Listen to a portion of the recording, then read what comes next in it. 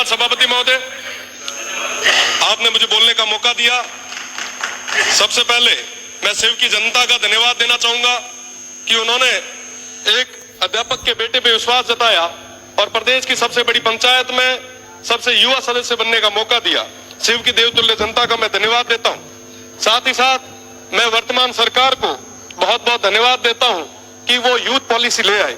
घुमंतु और अर्ध घुमंतुओं के लिए पट्टे की व्यवस्था आपने की, जैसा कि पहले मैंने निवेदन किया था, इस सदन में मांग उठाई थी, उस पे काम हुआ, मैं उसकी बधाई देता हूं। साथ ही साथ राइजिंग राजस्थान एक सफल आपका आयोजन रहा, मैं उसकी भी आपको खूब खूब बधाई देता हूं। साथ ही साथ राइजिंग राजस्थान में हम सभी को जाने का मौका मिला, उसके एमओयू के बारे में पढ़ने का मौका मिला।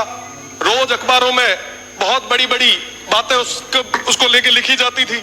35 लाख करोड़ के एमओयू हुए, बहुत बढ़िया है, होना चाहिए, स्टेट आगे बढ़ना चाहिए, विकास होना चाहिए, बहुत ज्यादा जरूरी। और जब उसके अंदर देखा कि 35 लाख करोड़ के एमओयूज में और क्या क्या है, तब पता चला कि साहब 28 लाख करोड़ तो हमारे अक्षय ऊर्जा के हैं। बहुत अच्छी चीज है, सब स्टेट में ऊर्जा तो होनी चाहिए। अगर आप वेस्टर्न राजस्थान से ऊर्जा उत्पादित कर रहे हो, ये तो वाकई बहुत बड़ी चीज है, मैं इसके लिए धन्यवाद देता हूं। पर साहब इसकी कीमत कौन चुका रहा है? इसकी कीमत आज के समय में वो सीमांत के लोग चुका रहे हैं। उस अक्षय ऊर्जा के नाम पे आप जितनी भी बिजली जनरेट कर रहे हो, आप बताएं कि इस स्टेट को क्या मिल रहा है उसके बदले। पावर ग्रिड से हम आंध्रा को, तेलंगाना को, बाहर देश के अलग अलग राज्यों को बिजली दे रहे हैं। क्या हमारे किसानों को पूरी बिजली आज हम दे पा रहे हैं क्या? पेल घर में ना जिका चीज की जरूरत है वही तो पूर्ति आप कराओ।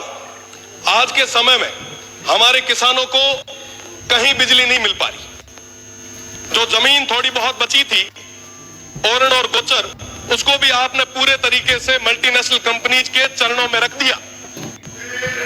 आज पूरे किसान बहुत ज्यादा परेशान है, पर उनकी बात कोई नहीं कर रहा। विकास की बात आई, हमने सोचा कि साहब मैन्युफैक्चरिंग यूनिट यहां लगेगी, खूब सारे युवाओं को रोजगार यहां मिलेगा। कई सारे लोगों ने तो कहा कि साहब विकास तो आपके वेस्टर्न राजस्थान में बरस जाएगा, आप देखो क्या होता है। वही सपने हमें दिखाए गए जो रिफाइनरी आई उस समय हमें दिखाए। हमें कहा गया साहब ये आने वाले समय में दुबई बनेगा, जैसे शेखों के पास में रॉयल्स रॉयस की गाड़ी है वैसी आपके पास भी होगी। यहां पे अपार संभावना है। बदले में क्या हुआ? आज भी वो पश्चिमी राजस्थान, वो सीमांत के लोग वहीं खड़े। आज पुनः वैसे सपने उन भोले भाले लोगों को दिखाए जा रहे। उनको बताया जा रहा है कि साहब आपके यहां रेवेन्यू जनरेट होगा, विकास होगा। साहब सौर ऊर्जा का जो एक प्लांट लगता है ना, लगने के बाद में 2 गार्ड के अलावा तीसरा आदमी नहीं लगता हुआ। और रही बात दूसरी, पहले वो प्लेट साफ करने के लिए एक आधा कोई आदमी लगाया करते थे, आजकल तो उसका भी रोबोट आ गया।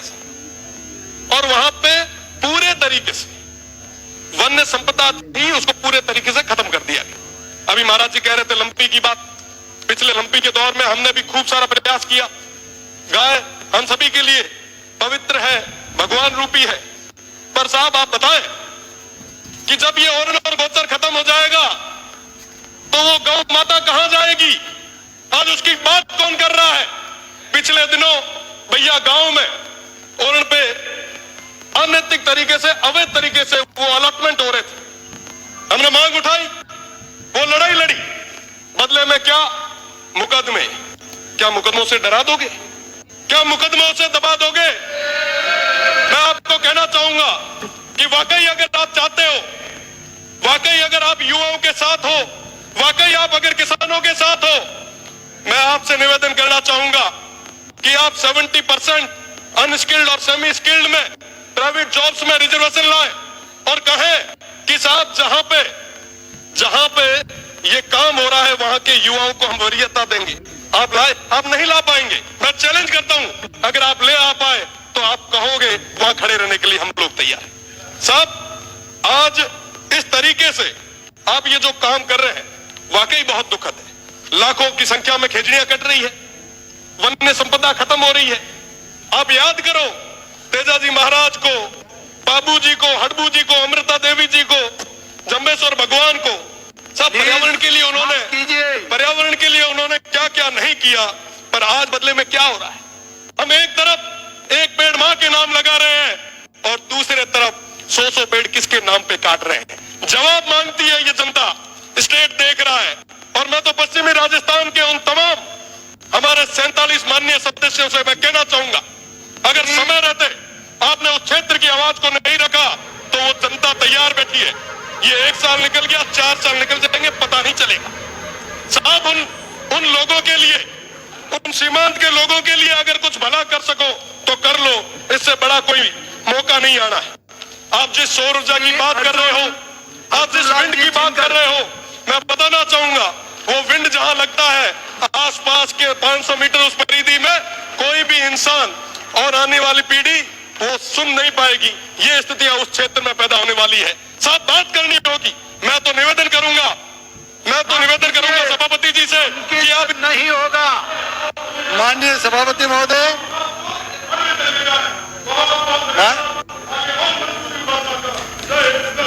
माननीय सभापति महोदय, मैं महामहिम राज्यपाल महोदय श्री हरिभाऊ जी बागड़े के इस अभिभाषण की